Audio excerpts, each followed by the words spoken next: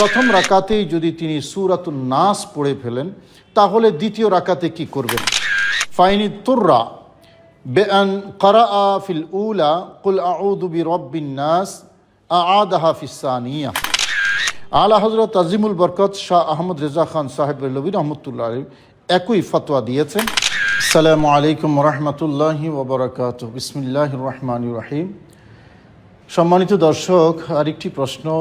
যোহর অথবা আসর নামাজে ইমাম সাহেব কেরাত মনে মনে পড়ে ইমাম সাহেব যদি প্রথম রাকাতে সূরা ফাতিহার পর সূরা নাস পড়ে ফেলে তাহলে দ্বিতীয় রাকাতে ইমাম সাহেব কোন সূরা পড়বে?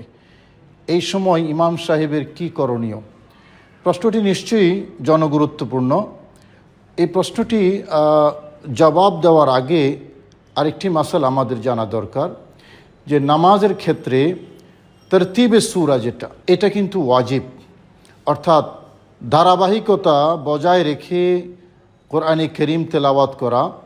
যেমন সূরা আলম তারা পড়ার পরে সূরা লিইলাফ অথবা তার নিচের সূরা আর আইতাল্লাদি অথবা তার নিচে ইন্না আতওয়াইনা, এই ধারাবাহিকতা বজায় রেখে কেরাত পড়া এটা কিন্তু ওয়াজিব। এবং ধারাবাহিকতার বিপরীত করা এটা মাকরুহে তাহরিমি। এটা হলো একটা মাসালা। দ্বিতীয় মাসালা হলো নামাজের মধ্যে একাধিক রাকাতে একটা সূরাকে তাকরার করা, বারবার পড়া। এটা ফরজ নামাজ যদি হয় তাহলে মাকরুহে তানজিহি, আর ফরজ নামাজ না হয়ে যদি নফল বা সুন্নত হয় তাহলে মাকরুহে তানজিহি হবে না। এখন এই দুইটা মাসালা যখন আমরা জানতে পারলাম যে নামাজের মধ্যে তরতিবের খেলাপ করা, ধারাবাহিকতার খেলাপ করা এটা মাকরুহে তাহরিমি, আর একটা সূরা একাধিক রাকাতে রিপিট করা এটা মাকরুহে তানজিহি। এখন যেই ব্যক্তি ইমাম হোক বা একাকী নামাজ আদায়কারী হোক, যেই ব্যক্তি প্রথম রাকাতেই, এবং যেই নামাজে হোক, মাগরিব হোক জোহর হোক, প্রথম রাকাতেই যদি তিনি সূরাতুন নাস পড়ে ফেলেন তাহলে দ্বিতীয় রাকাতে কি করবেন? সেখান থেকে যদি সূরা বাকারাতে চলে যান তাহলে তরতিবের খেলাফ হবে, যেটা মাকরুহে তাহরিমি। আর যদি একই রাকাতে পরবর্তী রাকাতে একই সূরা যদি তিনি তেলাওয়াত করেন, যেটা একটু আগে বললাম আমরা, ফরজ নামাজ যদি হয় তাহলে মাকরুহে তানজিহি।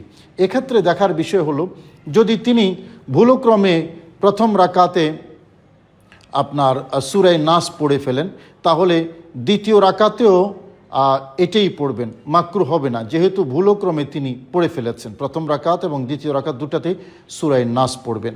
আর যদি ইচ্ছা করে যদি তিনি সূরা নাস পড়ে ফেলেন, সেক্ষেত্রেও তিনি সূরা বাকারা যাওয়া থেকে এই জায়গায় অর্থাৎ সূরা নাসটা রিপিট করা ওনার জন্য উত্তম।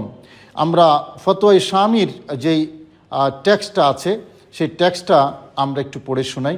ফাইনি তুররা বেআন ক্বারাআ ফিল উলা কুল আউযু বিরাব্বিন নাস আআদাহা ফিস সানিয়া।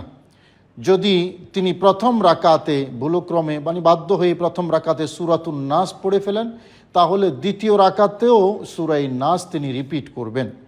এটা খতমে কোরআনের ধারাবাহিকতায় যদি না হয়, আর যদি কেউ খতমে কোরআনে যদি পড়েন, অর্থাৎ কোরআন খতম করে তিনি সর্বশেষ প্রথম রাকাতে সূরা নাস পড়লেন, দ্বিতীয় রাকাতে গিয়ে সূরা বাকারা পড়লে তাহলে কোনো সমস্যা নেই।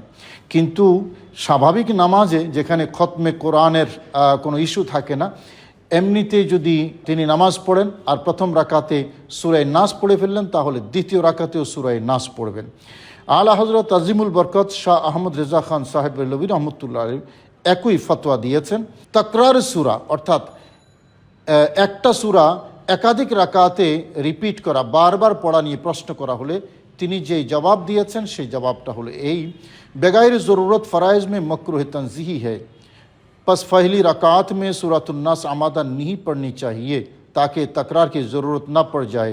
अगर सहवन या आमदन पढ़ चुका तो अब दूसरी रकात में भी वही सूरत यानी सूरतुन नास दोबारा पढ़े, क्योंकि तरतीब बदल कर पढ़ना तकरार से भी सख्त है।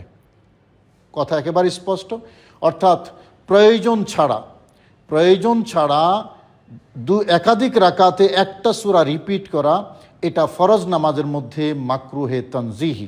সুতরাং প্রথম রাকাতে সূরা নাস ইচ্ছা করে যাতে কেউ না পড়ে, যাতে করে আবার দ্বিতীয় রাকাতে এটাকে রিপিট করার জন্য সে বাধ্য হয়ে না যায়। হ্যাঁ, যদি পড়েই ফেলে, ইচ্ছা করে হোক বা ভুলক্রমে হোক, তাহলে সূরা বাকারায় যাওয়া থেকে তার জন্য দ্বিতীয় রাকাতেও সূরাতুন নাস তেলাওয়াত করা এটা তার জন্য উত্তম। কারণ নামাজের ধারাবাহিকতা, কেরাতের ধারাবাহিকতা নষ্ট করা এটা আরও শক্ত, আরও কঠিন। সে কারণে দ্বিতীয় রাকাতেও তিনি সূরা নাসই তেলাওয়াত করবেন।